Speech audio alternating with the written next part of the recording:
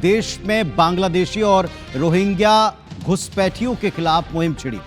BJP इसका credit भी खुलकर ले रही है। कई घुसपैठियों को अब उनके देश छोड़ने का क्रम शुरू है। छत्तीसगढ़ से पहली खेप जा चुकी है, कई कतार में हैं, कई स्टेट ऐसा कर रहे हैं और बीजेपी के शासित स्टेट हैं। ममता बनर्जी ने इसी मुहिम के ऊपर सवाल उठाया। दो टूक का है कि बांग्ला भाषा बोलने वाला हर प्रवासी घुसपैठिया, रोहिंग्या या बांग्लादेशी नहीं होता। देखिए। Evening. This is Mahua Moitra, Member of Parliament, Krishnanagar, West Bengal. This is to bring to your urgent attention a case of state-sponsored kidnapping of 9 people by the Chhattisgarh government, by the Chhattisgarh police. 9 people from my constituency were working as masons at a private school on a construction site in Albera Para in the Kondagaon district of Bastar division in Chhattisgarh. Day before yesterday, on the 12th, police came to the construction site where they were staying, picked up these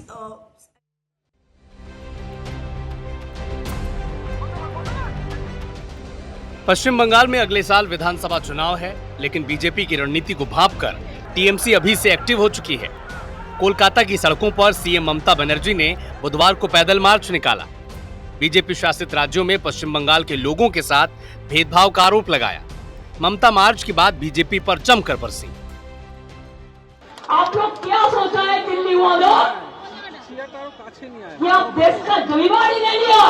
जिसको मर्जी jail भेजता है, जिसको मर्जी आप बांग्ला भाषा कहने से बांग्लादेशी रोहिंग्या बोल देता है। बांग्लादेश तो अलग से राज है, रोहिंग्या तो म्यांमार में रहते हैं। जो वेस्ट बंगाल का नागरिक है उसका पास आईडी कार्ड है, उसका पास आधार कार्ड है, उसका पास पैन कार्ड है। वो अगर बाहर में काम करते हैं तो इसे नहीं किया है, उसका स्किल है। दरअसल ममता बनर्जी का आरोप है कि बांग्ला भाषी लोगों को बीजेपी सुनियोजित ढंग से टारगेट कर रही है। बांग्ला भाषा बोलने पर बांग्लादेशी बताकर भेदभाव किया जा रहा है। मजदूरी करने आए बंगाल के लोगों को विदेशी बताकर कई दिनों तक पुलिस हिरासत में रख रही है। ममता बनर्जी के आरोप पर बीजेपी ने भी जबरदस्त पलटवार किया। डॉक्टर श्यामा प्रसाद मुखर्जी बंगाल को देश का साथ जोड़ दिया, इसलिए हिंदू होमलैंड के लिए ये बिहार में जैसे हो रहा है बंगाल में होना चाहिए और सब रोहिंग्या मुसलमान का नाम डिलीट हो जाना चाहिए। बिहार के बाद देश में अगले साल पश्चिम बंगाल में चुनाव है, जहां जारी वोटर वेरिफिकेशन बंगाल में भी होने के पूरे आसार हैं। टीएमसी की ताजा कवायद उसी को ध्यान में रखकर की जा रही है। दरअसल बीजेपी बांग्लादेशी घुसपैठ को मुद्दा बनाकर हिंदू वोटों को एकजुट करने की कोशिश में है, तो टीएमसी इसे बांग्ला भाषा और बंगाली अस्मिता से जोड़ने, काउंटर करने की रणनीति पर चल रही है।